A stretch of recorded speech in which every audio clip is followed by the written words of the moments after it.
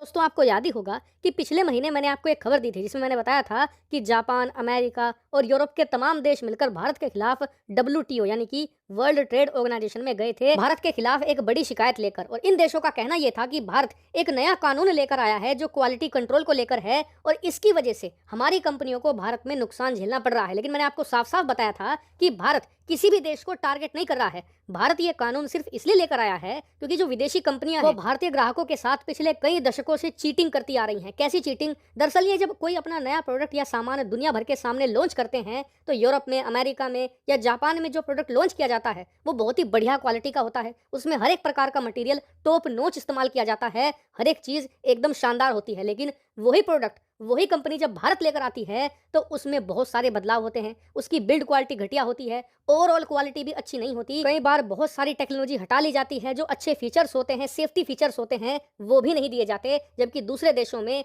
हर एक चीज बढ़िया क्वालिटी की होती है और उसके ऊपर से ये कंपनियां भारतीय ग्राहकों से पैसा भी ज्यादा लेती हैं और अमेरिका, यूरोप में कम में सामान बेचती हैं, जिस वजह से भारतीय ग्राहकों के साथ सीधी सीधी धोखाधड़ी है। इसे ही रोकने के लिए भारतीय क्वालिटी कंट्रोल नियम लाया है कि अगर आप भारतीय ग्राहकों के साथ ऐसा फ्रॉड करते हो तो हम आपके सामानों को भारत में नहीं बेचने देंगे, उल्टा आपके खिलाफ कठोर कार्रवाई भी करेंगे। लेकिन आज मैं दोबारा फिर से आपको ये क्यों बता रहा हूँ, इसका कारण ये है कि भारत ने इस कठोर कार्रवाई का दायरा आज फिर बढ़ा दिया है। दरअसल खबर निकलकर सामने ये आई है कि भारत ने चीन के सबसे बड़े मार्केट को बहुत बुरी तरीके से हिट किया है। दरअसल पूरा मामला कुछ इस तरीके से है कि आप जानते ही हैं कि भारत पिछले कुछ समय से क्लीन एनर्जी पर बहुत ज्यादा फोकस कर रहा है, इसलिए भारत बहुत ही बड़े बड़े लेवल पर सोलर पार्क का निर्माण भी कर रहा है। इसके अलावा भारत की आम जनता में भी सोलर पावर को लेकर बहुत ही ज्यादा जागरूकता आई है और लोग अब अपने घरों पर भी सोलर पैनल लगाकर धूप से बिजली पैदा कर रहे हैं। लेकिन भारत ने पिछले कुछ सालों में ऑब्जर्व ये किया है कि चीन की बहुत सारी कंपनियां इसका नाजायज फायदा उठा रही हैं। वो कैसे? दरअसल जो बढ़िया क्वालिटी के सोलर पैनल होते हैं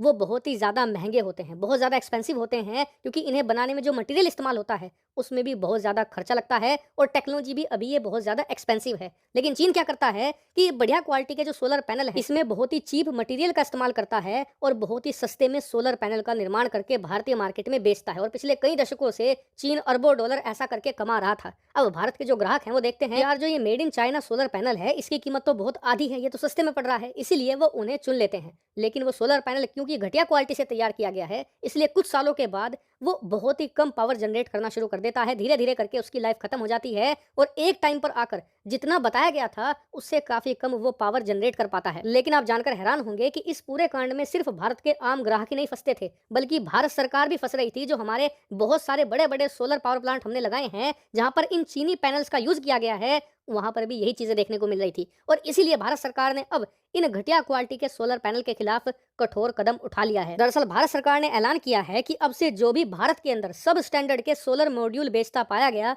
उसके खिलाफ 40% की कस्टम ड्यूटी लगाई जाएगी। मतलब कि अगर कोई चीन से बनकर घटिया क्वालिटी का सोलर पैनल आ रहा है और उसकी कीमत 10,000 रुपए है तो उस पर भारत सरकार 40% की कस्टम ड्यूटी लगाएगी, जिसके बाद उसकी कीमत सीधी 14,000 रुपए हो जाएगी। यानी कि वो लगभग उसी रेट में आपको मिलेगा जिस रेट में आपको बढ़िया क्वालिटी के सोलर मॉड्यूल मिलते हैं। जिससे होगा ये कि चीन के जो घटिया क्वालिटी के मॉड्यूल हैं वो बिकने बंद हो जाएंगे। हालांकि भारत सरकार ने सिर्फ चीन का नाम नहीं लिया क्योंकि डब्ल्यूटीओ के रिस्ट्रिक्शन होते हैं कि आप सिर्फ एक देश को टारगेट नहीं कर सकते। इसलिए भारत ने यह कहा है कि दुनिया का कोई भी देश अगर घटिया क्वालिटी के सोलर मॉड्यूल बेचेगा तो उसका इलाज किया जाएगा। लेकिन यहाँ पर मेनली टारगेट चाइना ही है क्योंकि चाइना सबसे ज्यादा सोलर मॉड्यूल का निर्माण करके भारत में एक्सपोर्ट करता है। हालांकि आपको बता दूं कि भारत इस कार्रवाई के दायरे में आने वाले समय में अन्य प्रोडक्ट को भी लाने वाला है। आपके हिसाब से कौन से और ऐसे प्रोडक्ट हैं जिन्हें इस दायरे में लाया जाना चाहिए?